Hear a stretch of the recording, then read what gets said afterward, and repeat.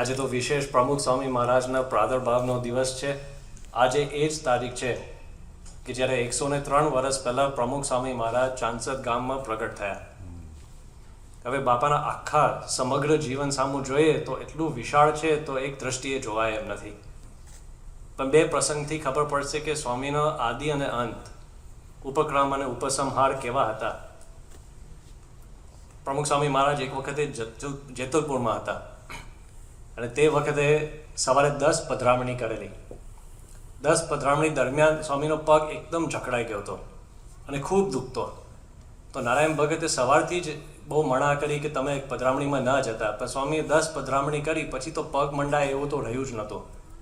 તો નારાયણ ભગતે ફરી આજીજી કરી કે સ્વામી તમે હવે પધરામણી બંધ કરો, આપણે આરામમાં જઈએ. તે વખતે સ્વામીએ કહ્યું કે જો આપણે 10 હરિભક્તોના ઘરે ગયા અને બાકીના 10-20 હરિભક્તોના ઘરે નહીં જઈએ ને તો હરિભક્તોના દુઃખ થશે, માટે જવું જ છે. બીજો એક પ્રસંગ છે કે એકવાર પ્રમુખ સ્વામી મહારાજ સારંગપુરમાં હતા અને સાંજના સમયે સ્મૃતિ મંદિરે દર્શન કરીને પાછા પધારતા અને ત્યાં એક શ્રીજી મહારાજના પ્રસાદીના ખીજડાનું વૃક્ષ છે.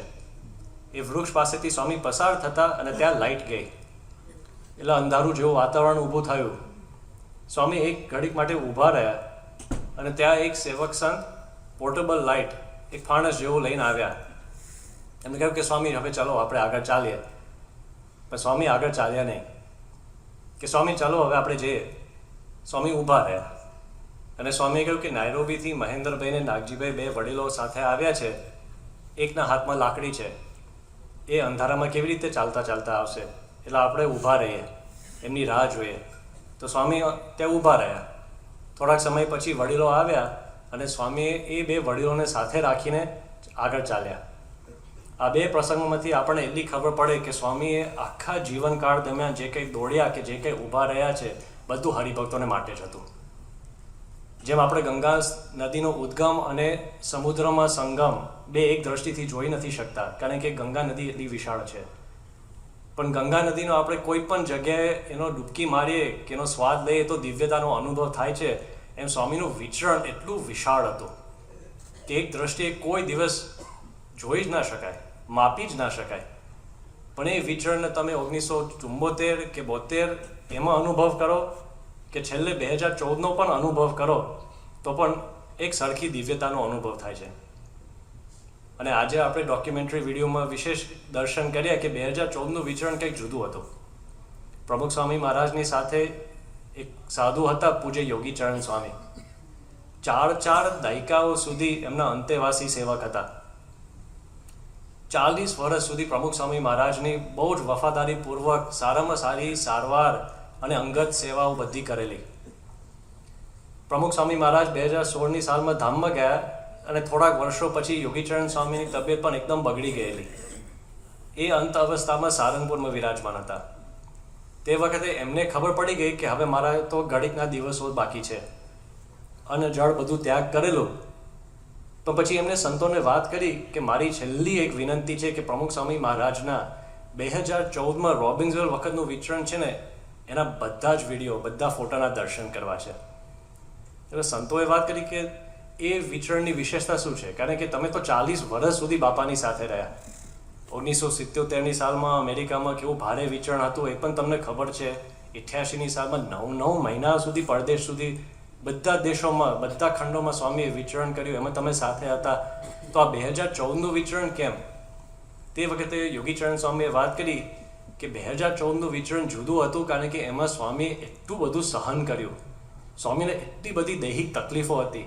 સ્વામીને રોજ ક્ષણે ક્ષણે એટલી બધી પીડા થતી તે ખાલી માત્ર મને અને એમને ખબર હતી.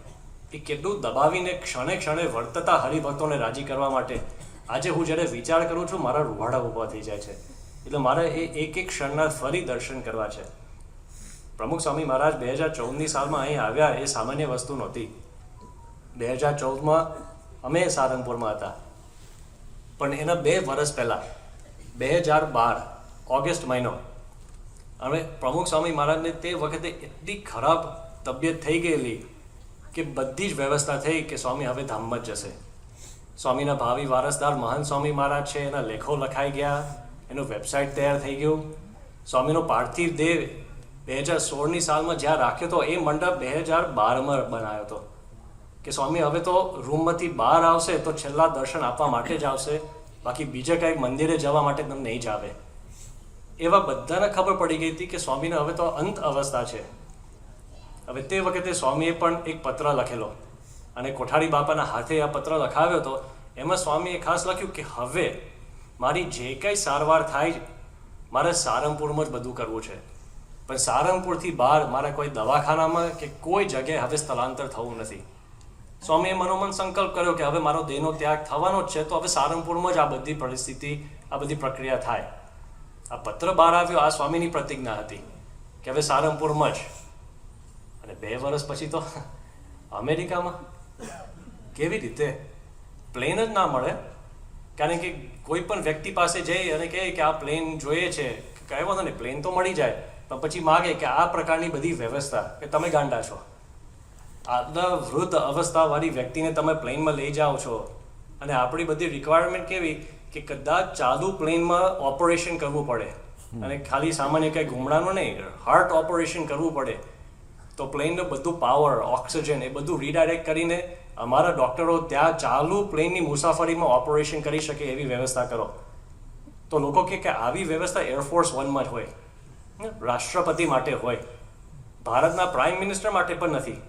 તો તમારા ગુરુને તમારે કહેવું કે આ કંઈક કરવાની જરૂર નથી.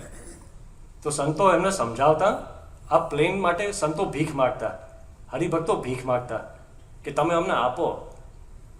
તો પછી સંતો કાર્યકરો સમજાવે સામેવાળાને કે જો ભક્તોને તો સંતોષ જ છે, કોઈ ભક્તને આગ્રહ જ નથી, પણ અમારા ગુરુને સંતોષ થયો નથી કે અમે હરિભક્તોને બધું આપ્યું છે.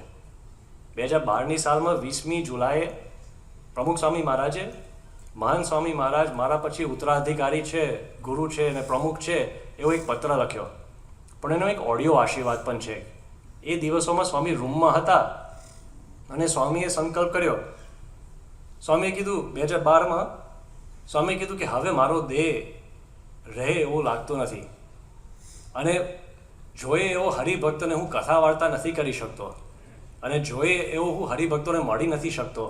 એટલે હવે મારા મનમાં એમ છે કે મહાન સ્વામી હવે ગુરુપદે આવી જાય અને બીજું બધું થઈ જાય. આવું સ્વામી બોલતા. બીજું બધું એટલે શું સમજી લેવાનું કે સ્વામી હવે સંકલ્પ કરે છે, પણ સંકલ્પ પાછળનો હેતુ શું છે? એવું નથી કે હવે મારી વૃદ્ધ અવસ્થા થઈ ગઈ, હું આ દેહથી કંટાળ્યો છું. આપણા માટે એવું હોય, 2-4 રોગ થઈ ગયા હોય તો આપણને હેરાન કરી નાખે, આપણે થાય કે હવે નથી જીવવું. મહારાજ અને સ્વામી આપણને સુખ્યા કરે તો સારું. આપણે પીડાતા હોઈએ તો આપણે આપણા સુખ માટે દેહનો ત્યાગ કરવા માગીએ છીએ, અને સ્વામી દેહનો ત્યાગ કરવા શેના માટે માગતા કે મારે તો જોઈએ એવો હરિભક્તને હું મળી નથી શકતો અને જોઈએ એવી કથા વાર્તા નથી કરી શકતો. આ 2 મુદ્દા 3 વાર ફેરવીને એક ઓડિયોમાં સ્વામી બોલ્યા. પછી સંતોએ કીધું કે સ્વામી હરિભક્તોને સંપૂર્ણ સંતોષ છે, કોઈ હરિભક્તના હૃદયમાં લેશ માત્ર દુઃખ નથી. તો એ સ્વામીને એમ થાય છે કે ના, હજી 2014ની સાલમાં મારે જવું છે. ભાગવતના પ્રથમ સ્કંદમાં એક નાનું આખ્યાન આવે છે કે જ્યારે ભીષ્મ પિતા બાણશયા ઉપર સૂતેલા હતા તે વખતે અર્જુન, યુધિષ્ઠિર, શ્રી કૃષ્ણ ભગવાન બધા એમને મળવા માટે ગયા અને ભીષ્મ પિતા તે વખતે બોલ્યા કે આ એ જ કૃષ્ણ છે, તમે ઓળખો છો? એટલે યુધિષ્ઠિરે એમની મતિ પ્રમાણે કીધું કે આ કૃષ્ણ ભગવાન કેવા છે. અર્જુન એમની બુદ્ધિ શક્તિ પ્રમાણે કીધું કે આ કૃષ્ણ ભગવાન કેવા છે. ત્યારે ભીષ્મ પિતામહએ વાત કરી કે આ તો એ જ કૃષ્ણ છે કે જેને પ્રતિજ્ઞા લીધેલી કે હું આ યુદ્ધ દરમિયાન હાથમાં કોઈ શસ્ત્ર નહીં લઉં, પરંતુ આ એ જ ભીષ્મ છે કે જે મને મારવા માટે રથાંગપાણી હાથમાં રથનું પૈડું લીધું, ચક્ર બનાવીને મને મારવા માટે આવેલા. આ એ જ ભગવાન છે કે એક બાજુ મોટી મોટી પ્રતિજ્ઞાઓ લે છે, પણ પાછા એ જ ભગવાન છે કે જે પ્રતિજ્ઞા ભંગ થયા છે. અહીં આપેલા આશીર્વાદથી તરત જ યજ્ઞપુરુષ દાસજીને તાવ ઉતરી ગયો અને ધીરે ધીરે સારું થતું ગયું. યજ્ઞપુરુષ દાસજી અને વિજ્ઞાન દાસજી ખેડા હતા. અહીં ભગતજીના આશીર્વાદથી તાવ મટ્યો. પછી ત્યાંથી માતર થઈને ત્રાજ ગયા. અહીં પણ ભગતજીની નિષ્ઠાવાળા મોહન બારડ, પુથર બારડ, જાગો વગેરે 10-12 સેવક હતા. તેમણે આ મંડળને 1 મહિનો રાખી ઘણી જ સેવા કરી. મહાપુરુષ દાસજી પણ અહીં ભેગા હતા, એટલે તેમણે વચનામૃતની અને ભગતજીના મહિમાની ઘણી જ વાતો કરી. આમ સૌ હરિભક્ત તથા સંત મંડળને અતિશય આનંદ થયો. રામનવમીનો સમયો આવ્યો એટલે આ મંડળ વરતાલ સમયો કરવા ગયું. આ વખતે જૂનાગઢથી સ્વામીશ્રી જાગા ભક્ત તથા તેમના સેવક ભીમા ભક્ત વરતાલ સમયે પધારવાના હતા.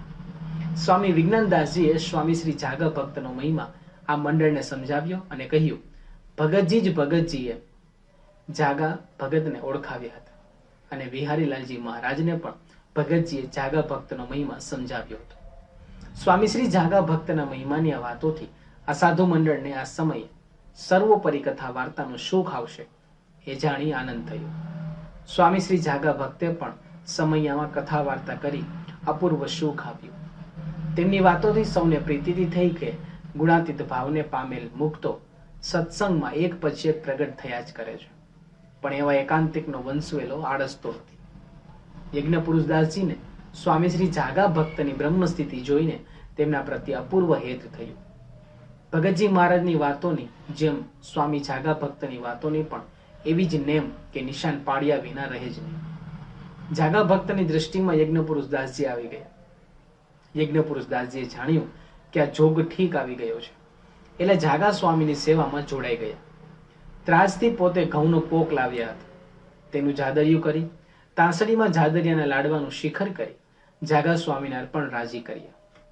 સ્વામીશ્રી જાગા ભક્ત ગુણ ગંભીર અને ગુણાતીત જ્ઞાનના ઊંડા અભ્યાસી હતા. ભગવાન સિવાય રંચ માત્ર પણ બીજો ઘાટ પોતાની પાસે રહેનારને તેઓ થવા ન દેતા. એવા શક્તિશાળી બ્રહ્મ સ્થિતિ વાળા પુરુષ યજ્ઞ પુરુષદાસજીને બ્રાહ્મણ સ્થિતિએ ગણાતી અલ્પ ભેટથી રાજી થાય એવા ન હતા. વળી યજ્ઞ પુરુષદાસજી પણ આ હાર્દ સમજતા હતા એટલે કેવળ જાદરિયાનો લાડુ નહીં પણ તે ઉપર જાદરિયાનું શિખર કરીને તેમણે સ્વામીશ્રી જાગા ભક્તને અર્પણ કર્યું.